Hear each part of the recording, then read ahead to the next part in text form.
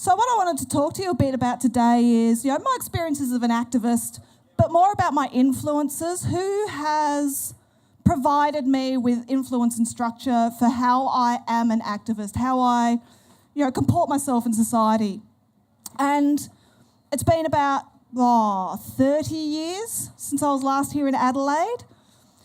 That was a time of my life where my family decided they were going to sell the house and pack everything into the car. We had a box trailer and we started travelling around Australia, just stopping wherever. Mum and Dad would work wherever they could. And, Hobart in the 80s was a pretty, monochrome sort of place to live. There wasn't a lot of diversity.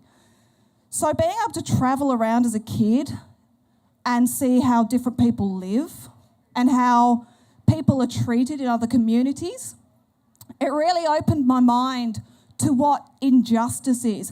Now, at the time, I had really no framework to discuss that to myself. I was too young to understand what I was seeing, but I knew what I saw in some places was unfair. That became manifestly obvious in Tennant Creek, where we lived for about a year. And I saw a community divided along racial lines. Today, I know what I saw back then was effectively apartheid in action. And it opened my mind and it made me become more empathetic. Unfortunately, it did take me 30 years to really apply what I saw to other species. I was actively campaigning against homophobia. I was at protest against racism. But it never dawned upon me that animals experience the same level of injustice, if not more in some contexts. And so when my mind was opened to that notion of unfairness to other animals, boom, it was just this massive moment in time. But there was an early influence in my life that this amazing woman who really shaped me. She was one of the original animal liberators, and you would not even know her name. It was my grandma, Maureen. Maureen was a remarkable woman, and I live every day hoping that I can do her legacy justice. You see, she was born post-World War I. She lived through the Depression era where people were starving to death in Australia for lack of resources. And even so, she maintained vegetarianism most of her life.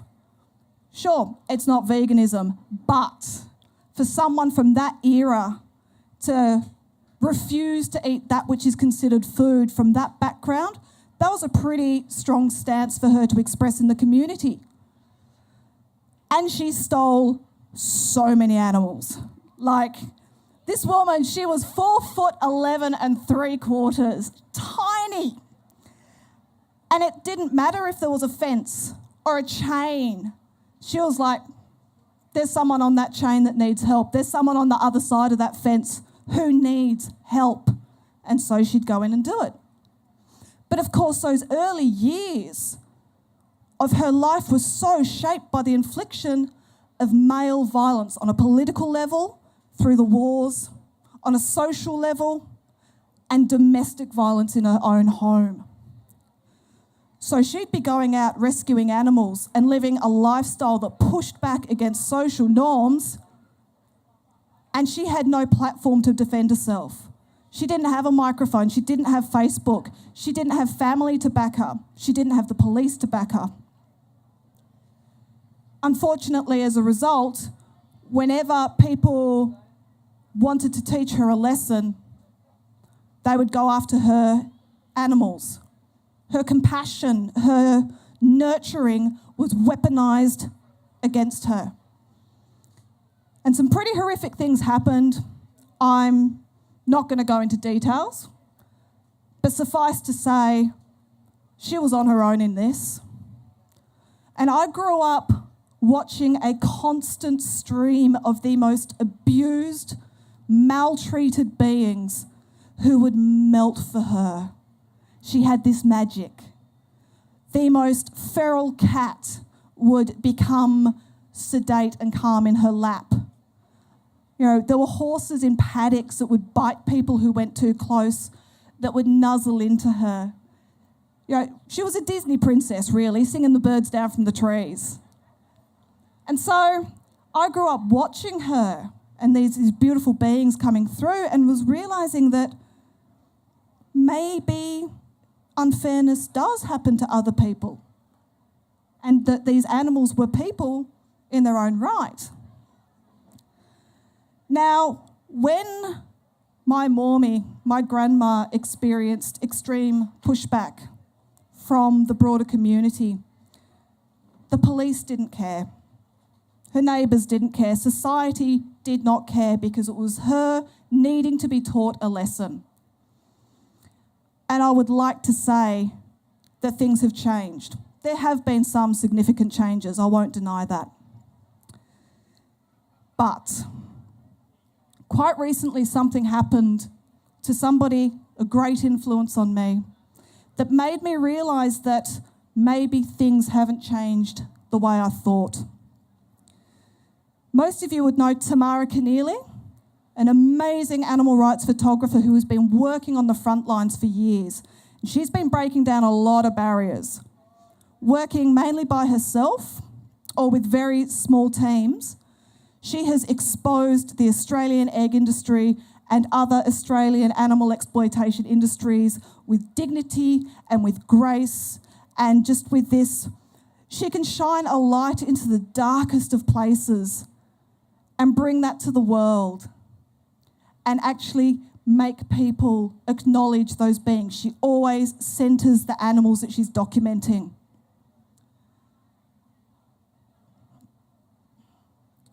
A few months ago, her partner passed away suddenly. Justin was a quiet, unassuming man, and he looked after one of the properties where the rescued animals lived. The night of his funeral, local hunters entered the property and began slaughtering animals, dismembering them and leaving them in strategic places around the property where Tamara would find them. And it was a very clear message being sent to her that your male protector is gone. You are alone. You are not wanted here. You are next. And so now this woman who has given so much to the animal rights movement is isolated and spends her nights sitting up on this property, watching the cameras, waiting for when it's her turn next. When she approached police, she was told, it's foxes. Just like police back when my Mormy was rescuing were like, who cares? It's just a kitten. It's just a puppy. And this is one of the things that I've become very passionate about, women in activism, especially women who are on the front lines of civil disobedience.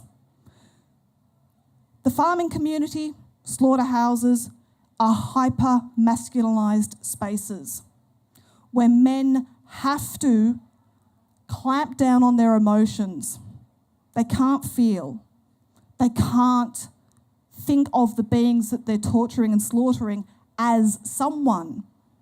And it damages them. And they become very violent individuals. And there is always a risk that if you are involved in civil disobedience publicly, that they will come at you. And unfortunately, that was made very apparent to me personally very recently. Tas Animal Save, part of the Save movement, we don't have an agreement with police. We don't have an agreement with the slaughterhouses. We don't have an agreement with the truck drivers. We're very much going on the fly. And we had our first vigil way back in January. And we got some media attention, so my name got out there. And at the second vigil, my team were targeted by a truck driver who tried to run them over and narrowly missed by mere centimetres. This truck driver literally gunned his truck straight towards a bunch of peaceful women who weren't shouting, weren't hurling abuse, and he was prepared to kill them. He offloaded the sheep in the slaughterhouse, and as he left, he leant out the truck window, and he said, "Where's that bitch Kirsty? Ask her what she feeds her dogs. Effing lettuce." Now, at the time, I thought this was hilarious. Like, come on. That is a hysterical thing for you to yell at a bunch of peaceful protesters. Like, yeah, my dogs are vegan, but they're not going to be eating bloody lettuce. Like, come on. However, it dawned upon me later that if he's looked me up online on Facebook, and I have quite an open public profile on social media, there's other things he knows about me. He knows I have dogs, plural, very specifically. He knows I have children. And he knows roughly where I live. This is a man who tried to kill women, to injure women. And he knows all that about me. And so I have a choice. Well, at the time, I could close down my public profile on social media, take a step back, try to maintain some anonymity, try not to give so many interviews in the media, try not to be so publicly obvious in Tasmania. And let me just say one thing about Tasmania. We don't have like 7 degrees of separation down there. It's more like 2. It's not that uncommon to discover that you're about to marry your cousin. Like, it's everything you've heard about Tasmania is true. It is that close, tight-knit. So it's not inconceivable that this individual will have friends who have guns, who have violence in their hearts, and who want to come after me. I'm lucky though, because I have a network of the most amazing people behind me. Not just friends, but strong individuals who are so committed to the ideals of anti-oppression, consistent anti-oppression, that I know that I've got a safety net. I've got people behind me who will come out and protect me in a way my grandmother never had, in a way that Tamara Keneally was not afforded because she preferred to work alone. I have people to support me. The reality is that when you are engaging in civil disobedience, you are walking into some extremely dangerous situations with some incredibly damaged people, whether it's occupying the roof of a slaughterhouse, whether it's stopping trucks outside the slaughterhouses, walking into pig farms, investigating. You are walking into a space where not only are you not wanted, you are hated. You are a threat. And they will do anything they can to punish you for pushing against what they're doing. Now, I don't want to leave you with like, oh, that feeling that it's all so bad, because it's actually not. Because there are things we can do. And I want to find some solutions. So, what are the solutions? 1, create safety nets with one another. Creating community is the most valuable thing that we can do, and that's why these festivals are so important. I know it's easy to dismiss a festival as, oh, it's just people that want to come along and have food, you know, catch up with the celebrities, have a gin or 2, that's afterwards. But it is so fundamentally important that we connect with one another on an individual level as human beings that are worth consideration. And to that end, when groups decide to adopt a code of ethics, not necessarily a code of conduct, but an actual statement of values. So you can actually tell your volunteers what they can expect of you as a group and what you can expect of them. So it can be something as simple as creating an environment where you feel you can go to your coordinator and say, I have had a traumatic experience with this particular individual. I need it addressed. It can be sometimes requesting that certain people be removed from the activist space to protect others. Because you know what? If you're standing on the roof of a slaughterhouse and the person next to you doesn't value you as an individual, that's a weakened team. That is a team that could potentially collapse. And when you're in that environment, that can be fatal, literally. So upholding a consistent code of ethics for volunteers and for organisers to protect one another, it's invaluable. Another thing we can do is encourage kindness for self. Be kind to yourself. It is so difficult on the activist front lines to be really drawn into the negative and the awful things that are happening. It happened to me last week. I went to the Royal Hobart Show, and what I saw there broke me in a way slaughterhouse footage didn't. It was these beautiful beings poked and prodded and kicked and shoved, and they were in filthy conditions. And all around them in the nurseries and what have you, there's parents pushing their kids forwards. Go and pat the pigs. Go and pat the sheep. Go and interact with these animals, these terrified animals that just wanted to get away. And then later on that night, they're going to go home, and what are they going to feed their kids? Those very animals. And it broke me. And it actually took the very simple thing of a balloon floating down the gutter, and I lost it. Absolutely lost it, because it was just a sign of the lack of care in that community. And I went online and I posted that I had no faith in humanity and that it was all just going to go downhill until we reached an Armageddon of our own making. That wasn't helpful.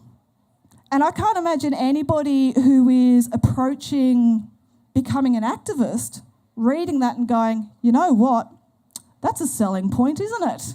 I can become an activist and become depressed too. Yay! So, kindness of self, self-care over self-martyrdom. You don't have to do the most. Just do the best you can. Find what it is that you are good at. We all have some skill that we are good at. I mean, who's a photographer here? Who's a videographer? Who's an artist? Who's a musician? You know, we can engage the broader community and express it without having to enter slaughterhouses. You don't have to do that. And if you do want to enter into these spaces that are inherently violent, you can do so by caring for yourself and the person next to you. So if you see the person next to you struggling, you can say to them, you can take over now, or I'll take over for you. I will support you. Now, there's a concept that's been talked about a lot lately in activist circles, and it's called consistent anti-oppression. Consistent anti-oppression is the idea that all oppressions intersect, and that in order to maintain consistency, we have to be not only anti-speciesist, anti-racist, anti-misogyny, anti-discrimination towards the LGBTQI+ community, anti-classist, anti-ableist. It makes the space inclusive and accessible to so many more people so that they can do what they want to do and they can feel included and empowered. And so before long, instead of having 10 people on top of a slaughterhouse roof, you've got 50. And instead of having 50 people on top of the slaughterhouse, next year you've got 1,000. Because people feel supported and like they can actually do this. Because currently, with the situation with animal exploitation, whilst we are making massive progress, and we are, I think this festival is a good indicator of that, we are up against it. And we need people who are prepared to go the extra mile, who are prepared to push themselves, who are prepared, in some cases, not all, in some cases, to sacrifice themselves. And there will be people in the future who do. And we need to let them know that they are valued and loved, so loved. Because what is our movement if it isn't a movement of love? Isn't it a movement of love? Love for self, love for others, love for other animals, love for the environment. So we should be behaving accordingly. We should be making spaces safe so that we can express love for the person who is standing next to us, for the person who is standing behind us, and even the person we are standing against in opposition. As hard as it is, you have to still see some level of humanity in that person, if only to prevent it from destroying you. So, where to from here? There are so many different groups out there. You know, you've got the Save movement, you've got AV, you've got all the different animal liberation groups, you've got, you know, smaller street outreach groups. You know, there's just, everybody is doing so much out there. You don't have to join a group.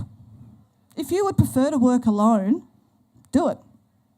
You don't have to follow what everybody else is doing. But if you do want to join a group, join with an open heart and an open mind, full in the knowledge that it could take you places you never anticipated.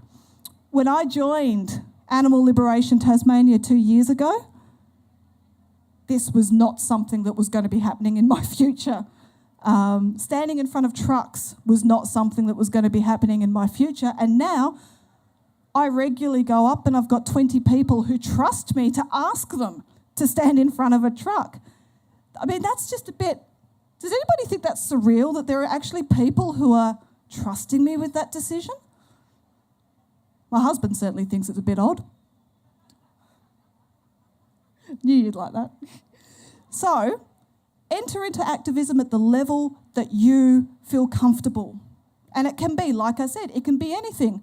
Paint a picture, start a conversation, join a street outreach group, and then go from there. Create communities within communities and let them support you and help you build platforms. And that's the way that we're going to change the future. Through civil disobedience that is supported by a strong, united, anti-oppression movement. And quite frankly, if we can build these networks and these safety nets for one another, goddamn, we're unstoppable. There's no stopping this tidal wave. So, get out there. Seriously, go out there and just start creating chaos and havoc and just do your thing. And you don't need me to tell you what to do there, and you don't need anybody else to tell you what to do. Just get out there. There are just, burn stuff down. Maybe not. That's not very loving. Or is it? I don't know. But yeah, seriously, start to embrace this notion of just getting out there, obstructing, creating chaos, and we'll win this one. Thank you.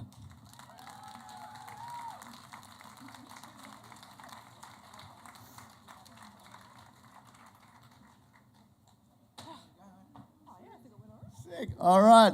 Give them a huge round of applause for the passionate and dedicated Kirsty Alger. Thanks, everybody. So, well, we got some time for a bit of a Q&A. So, if any questions popped up in your mind, if you want to hear any more parts of the stories or anything at all that you think Kirsty might be able to help you with, And yeah, you want to share, or even questions, comments, anything like that, just put your hand up and I'll cruise over with a mic and we can do a bit of Q&A as well. Anybody? Yeah, maybe.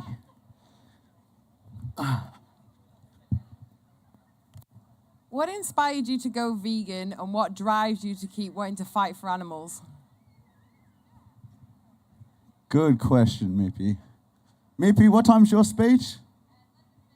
11:30 tomorrow morning. So check her out. Mippy's got a great story as well. All right, so. Okay, so what inspired me to go vegan? Of course, the influence of my grandma. But it was the live export scandal of 2011. And that was the year that we saw Tommy shake, this poor animal in a slaughterhouse in Indonesia. And he was beaten to death. And it started to just break down these notions in my head about relationships with animals and fairness and injustice. So I went vegetarian and thought that was it. That's my contribution. And then one night I was watching The Cove. For those who don't know, it's about the slaughter of dolphins in Taiji. And there is a scene where the mouth of the cove turns from blue water to red blood. That was the exact moment I went vegan. That was when I realised that I was bawling my eyes out over the blood spilled of dolphins. I was killing cows. I was killing calves. I was killing chicks. I was still complicit. And I went to bed shaking like a leaf to the core. And my husband was like, oh God, what's going on this time? And I said, I'm going vegan. I'm never eating another animal product ever again. I'm never exploiting another animal. And he just went, oh, for God's sake, not this. I'm not doing it. 4 years later, he turned vegan too. So, now we've got an entirely vegan family. My 3 kids are vegan. Our 2 dogs are vegan. I mean, of course, the rabbits are vegan, but, so maybe that's the how and the why. What keeps me going? It is easy to think maybe one day I'd like to stop and just live in stillness again. I really miss that. My kids are 18, 9, 7, and we've just been told we've got 12 years to turn the climate change situation around. I don't want my children to grow up in a world so shaped by injustice and oppression. I don't want them to grow up in a barren wasteland. Sorry, very nearly swore then. I don't want them to grow up surrounded by slaughter and death and decay and destruction. I want my kids to have a future. And I want other people's children to have a future. I want animals to have a future. Because let's face it, if the human race died out, the animals would regenerate. They would be okay to a certain extent. But that's not going to happen anytime soon. And I want a place where everybody can live with autonomy and with resources that they can rely upon and actually lead fulfilling lives. And so holding on to that is what keeps me going.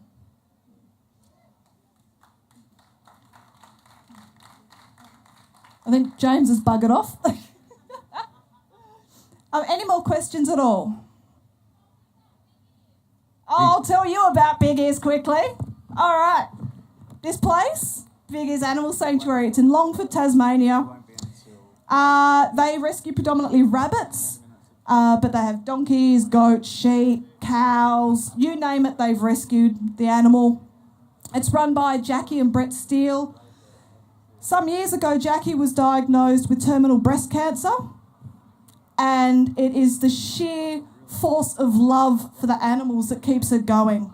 She's been on the brink of death so many times, and it never takes her out. These animals basically are providing her with immortality. It's phenomenal to watch. So Big Ears, check them out on Facebook and online. And yeah, chuck them your support because they need all the support they can get right now. Yeah. Any more at all? Oh, hello you.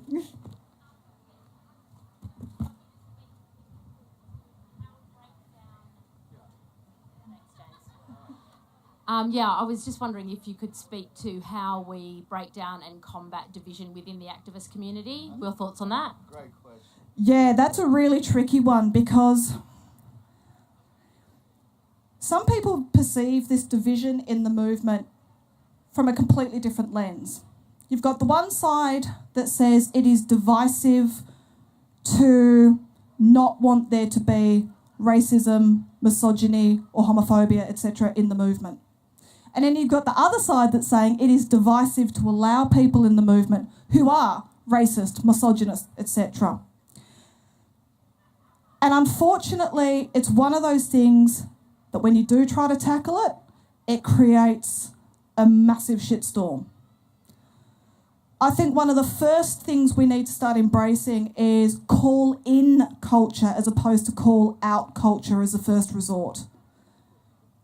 Talk to the people that are, creating some divisions and issues. Talk to them one-on-one about what's happening. If that doesn't work, I don't think social media is necessarily the right place to go first up. Sometimes it is. If there is somebody who is an overt danger to others, yeah. Sometimes, however, taking to social media just creates an absolute mess that can never be cleaned up. So you just basically got to continue communication that is diplomatic without conceding any position. So if somebody, say hypothetically, you've got an individual within your organisation who has been overtly racist, you call them in. You say, this is not in core with our values. If that doesn't work, you ask them privately to leave. And you inform the people who need to know that they have been asked to leave. They can then go out and do what they like. If they go out and start saying, oh, this group kicked me out and I don't know why, blah, blah, blah, by all means, you're releasing a statement that says this is the reason why, but you don't need to just go on blast on social media because then, that tends to just blow shit up and it's a nightmare. So, call in, community, conversation, and then, consistent values. Yeah.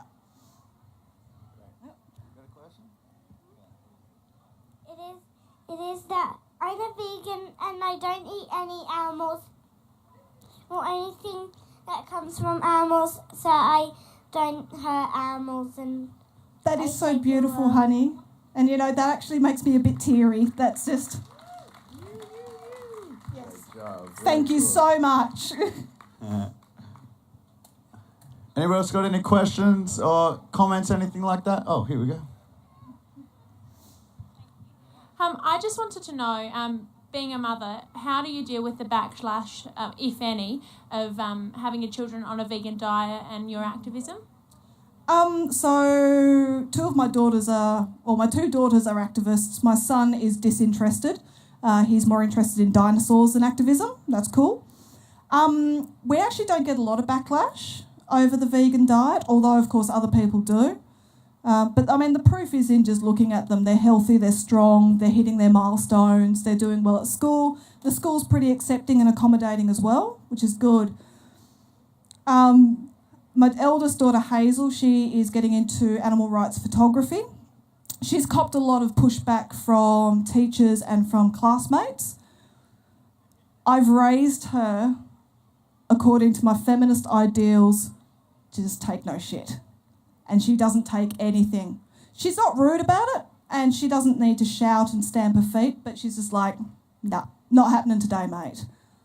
Sophia, however, Sophia's 9, and as an example, at the last Tasmanian Animal Save Vigil, we actually went down to the waterfront to protest the slaughter of fish, because all the boats on the docks, they're really idyllic, but they're really just floating slaughterhouses. So I took her down, and the owner of Muir's Fish Group, big building down in Hobart, he came over and started giving us a spray. And he's like, do you know who I am? And we're like, we don't bloody care, mate. And he was like very, very aggressive and rude, unnecessarily so. And so we were just like, mate, we're not interested in talking to you. After calling us idiots, he tries to walk off. And Sophia This little tiny blonde-haired, blue-eyed kid just goes, "Oh, you are so insulting." And he's just sort of like, what? Like, what is going on here? I have to try and pull Sophia back sometimes because she runs her mouth a bit and it will get her into trouble one day. So I've got to give her a few boundaries. But yeah, by and large, it's just, giving them the tools they need to just stand up for themselves.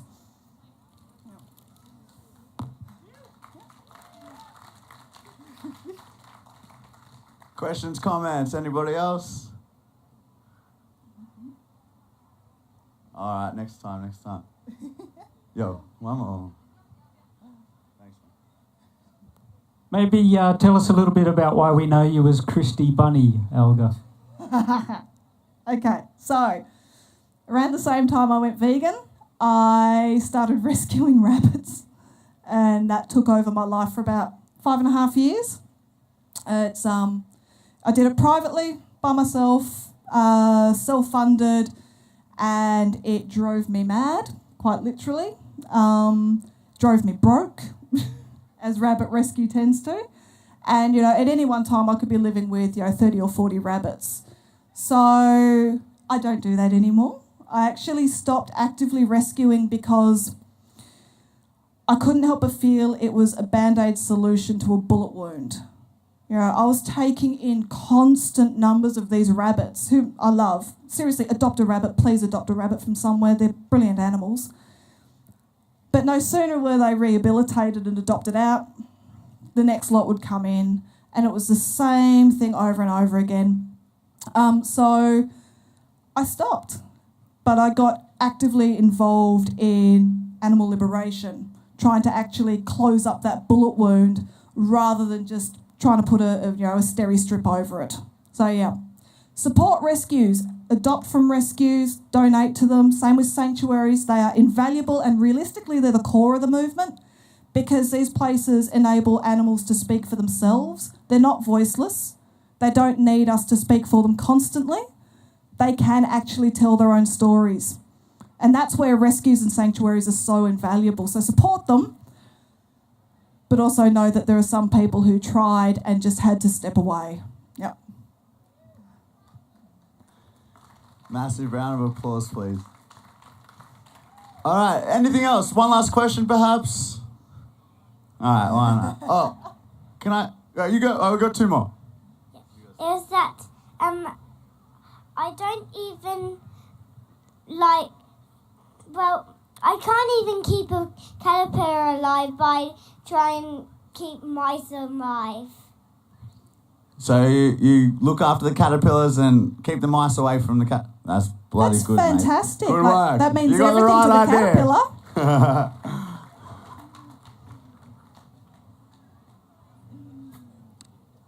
Yeah. How is your chicken going? My chicken. Okay, so I rescued a chicken recently from a petting zoo local to me. It's one of the worst. And she's lost most of her toes that weren't treated, and it was really nasty. And so she lives inside with me. She's started shouting at me when I leave the room now. So if she's out roaming around the house and I walk out the door, she's like, "Mum, Mum, Mum!"